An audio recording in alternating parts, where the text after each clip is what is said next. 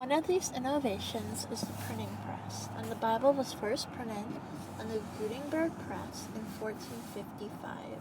It was written in Latin originally and would not be translated into English until 1526 by William Tyenberg.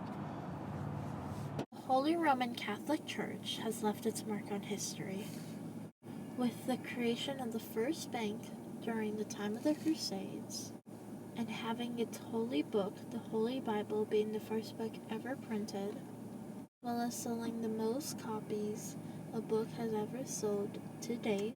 The Holy Roman Catholic Church has allowed communication to grow and prosper, as well as leaving its mark on history as a whole. Tyndale Bible would pave the way for more English translation Bibles to be written, such as the King James Bible and the New American Bible. In the time of the Crusades, it was not uncommon for merchants to leave their goods or money with crusaders and then pick them up when they reached their destination.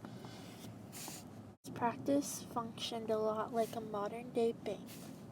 It would allow merchants to travel farther, safer, and therefore allowed for a global economy to bloom.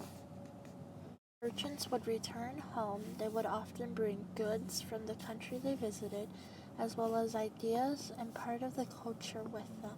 This allowed for a cultural exchange to happen. Cultural diffusion would probably not have been as effective if it had not been for the bank, which was operating on behalf of the Catholic Church. Because of this, we were able to become a global society a lot faster and easier. The Catholic Church led to many innovations in technology.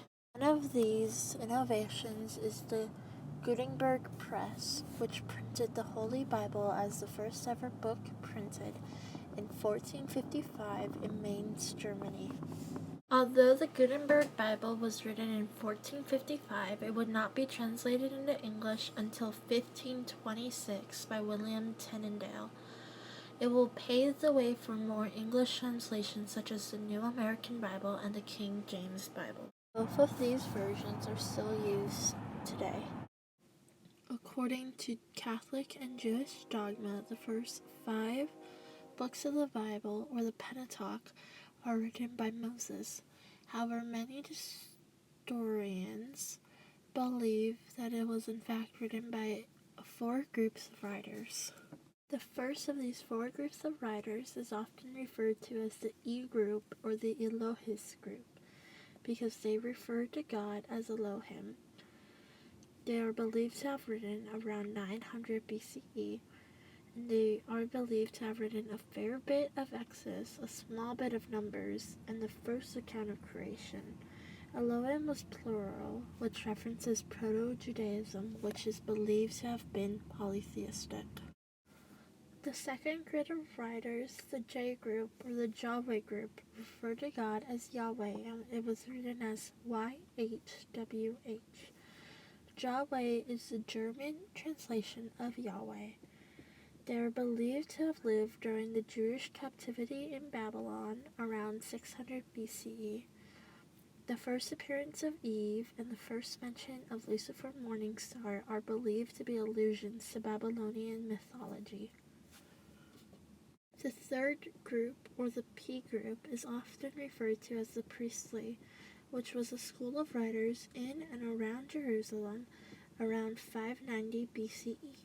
Immediately after the Babylonian captivity, they are believed to have drafted most, if not all, of the dietary and kosher laws. They wrote a few verses of Genesis and Exodus, all of Leviticus, and most of Numbers. The fourth and final group of writers is the D group, which stands for Deuteronomist, which means writer of Deuteronomy. This is the only book that indicated the passing of time, and is believed to have been written around 64 BCE. Its discovery was part of a political conspiracy during the reign of Josiah. The book was allegedly found under the floor of the Temple of Solomon, when Josiah had ordered that it be renovated. However, many historians believe that Josiah had it written to further his political power. Canonically speaking, the Book of Psalms is written by multiple authors as a way to worship God through music. Gospels that make up most of the New Testament are believed by the Catholic Church to be written by those they are named after: Mark, John, Matthew, and Luke.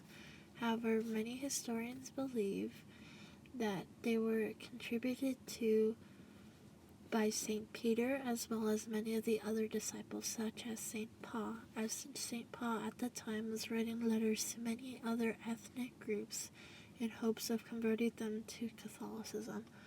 And St. Paul was the first pope of the Catholic Church and therefore would have had a major hand in the creation of the Bible.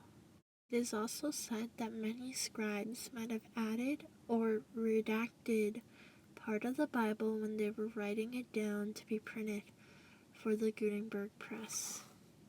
As mentioned before, the Bible has lent itself to many modern sayings, such as apple of his eye, sign of the times, broken-hearted, and salt of the earth. However, one of the more popular sayings that come from the Bible, which is often referred to as golden rule of treat others the way you want to be treated, harkens back to one of Jesus' teachings that you should love your neighbor as you love yourself. Both teach us that we should respect each other and treat each other with respect, as well as respect ourselves. Although these teachings are based in the Bible, they have been used through many different philosophies and therefore shows that the Bible has left a cultural impact and has affected much of modern communication. And many societies teach these very important teachings as a way of their philosophies, which show that you don't have to be a part of the religion to use the practices in your daily life. Because many cultures use these beliefs in their philosophies, we can tell that the Bible has left a lasting impact on culture as a whole, as well as history, and therefore we can argue that the Catholic Church has left its impact on history throughout the years and will continue to leave its impact on history, including communication, since the Bible itself is one of the biggest group projects that has ever been completed and published. The Catholic Church has made history throughout the years and will continue to make history for many more. Its holy book, the Bible, has been in print for over 500 years and has continuously sold numerous copies. It effectively opened the first bank, which helped us grow a global economy at a much faster pace than what would have been able to had the bank not been operational when it was. It has fostered innovation and creativity throughout the years and will continue to do so.